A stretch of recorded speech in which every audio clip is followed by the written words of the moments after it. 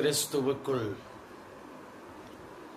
மிகவும் பிரியமான சகோதரனே, சகோதரியே, ஆண்டவரும் இரட்சகருமாகிய இயேசு கிறிஸ்துவின் நாமத்திலே உங்கள் ஒவ்வொருவருக்கும் என்னுடைய அன்பின் வாழ்த்துக்கள்.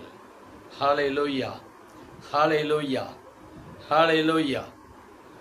பிரியமான தேவ பிள்ளைகளே, பரிசுத்த வேதாகமத்திலே யோவான் எழுதின புஸ்தகம் 8ஆம் அதிகாரம் 1ஆம் வசனத்திலிருந்து 11வது வசனத்து வரைக்கும் நீங்கள் வாசித்து பாருங்கள்.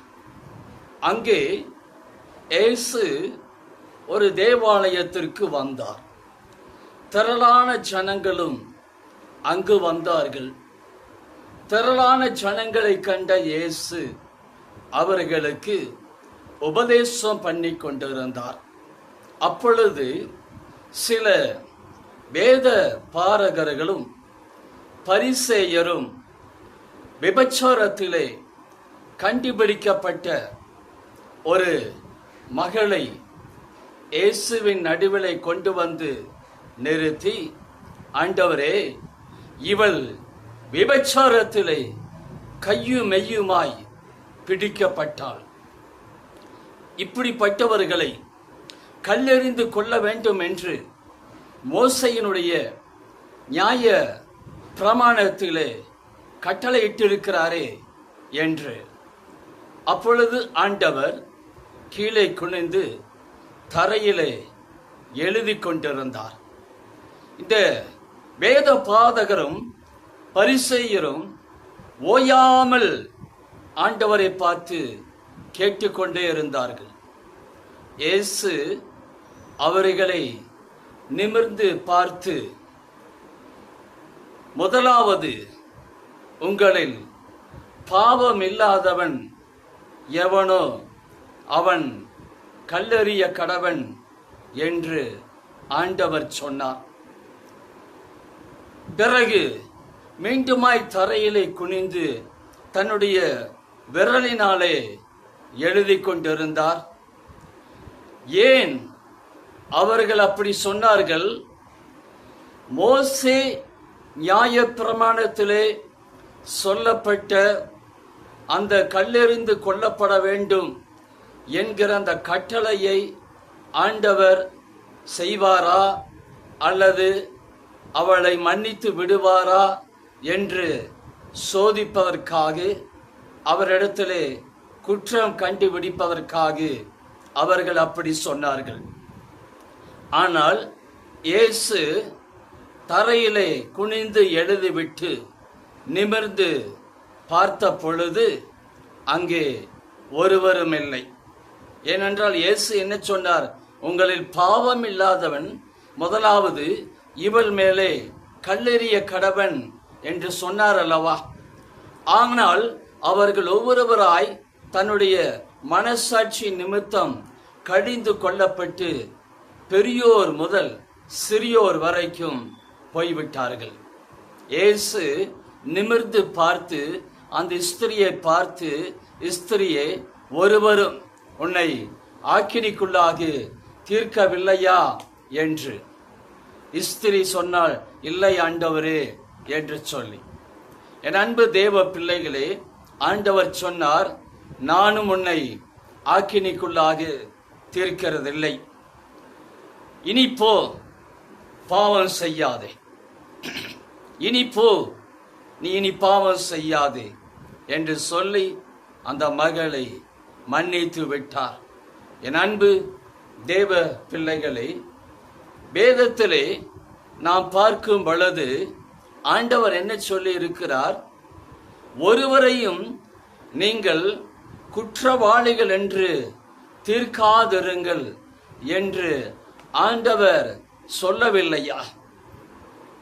உன் கண்ணில் இருக்கிற உத்தரத்தை எடுக்காமல் பிறனுடைய கண்ணில் இருக்கிற உத்தரத்தை எடுக்க வகை பார்ப்பது என்ன என்று ஆண்டவர் சொல்லவில்லையா?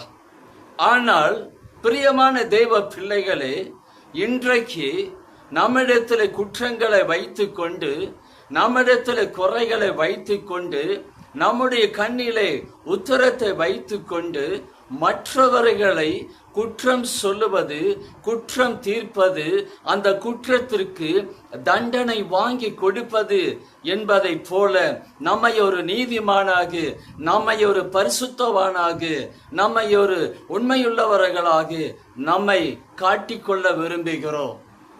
ஆனால் வேதத்திலே சொல்லப்பட்டபடி இயேசு சொன்னது போல, உங்களில் பாவம் இல்லாதவன் அவள் மேலே முதலாவது கல்லெறிய கடவன்.